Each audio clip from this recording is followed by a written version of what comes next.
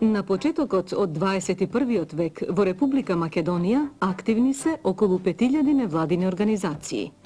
Од сите овие, само 100 се занимаваат со проблеми кои се од фундаментално значење за опстанокот на цивилизацијата.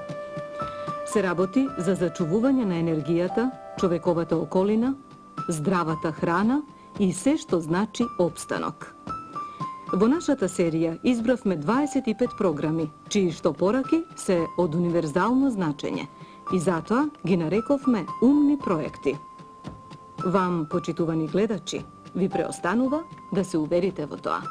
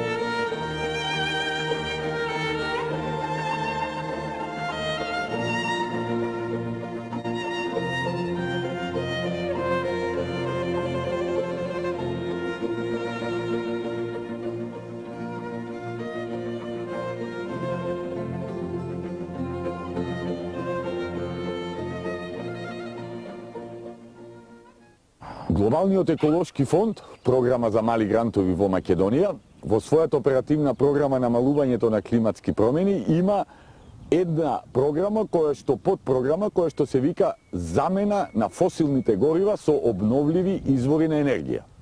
Во случајов се работи за производство на биогориво, така наречен биодизел, кој што се добива од отпадно растително масло. Овој биодизел заменува користењето на фосилното гориво во сите видови на дизел мотори со внатрешно согорување. Целта е со замената на фосилното гориво да се намали испуштањето на аглерод двооксид, кој што е еден од главните причинители за појавата на промена на климата, односно еден најголем дел од така наречените стакленички гасови, најголемото количество отпаѓа на аглеродниот двооксид, кој се добива од сите фосилни горива, вклучително и дизелот. Ова е можност за преку невладините организации да добијат нов вид на гориво, кој што во случајов е поевтино одошто фосилното гориво, затоа што се добива од растителни производи, во случајов тоа е користено растително масло од угостителски објекти.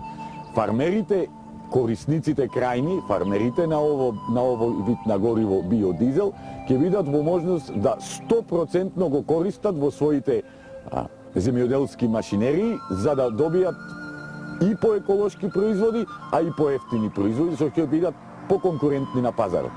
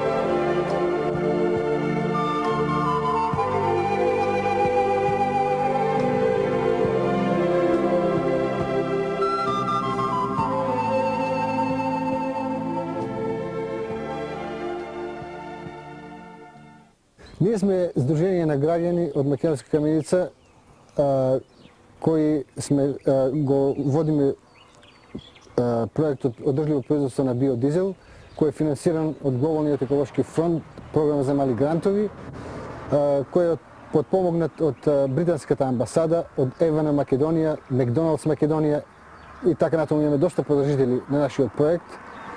Маслото што го колектираме од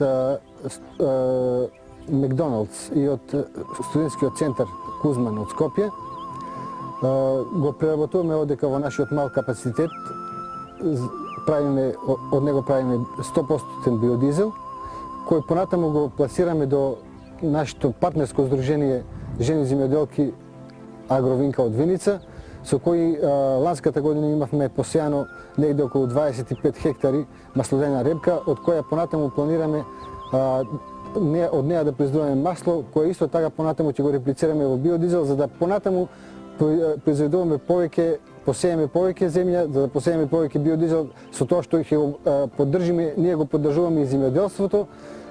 Например, оваа година на есен планираме негде да почнеме со 50 хектари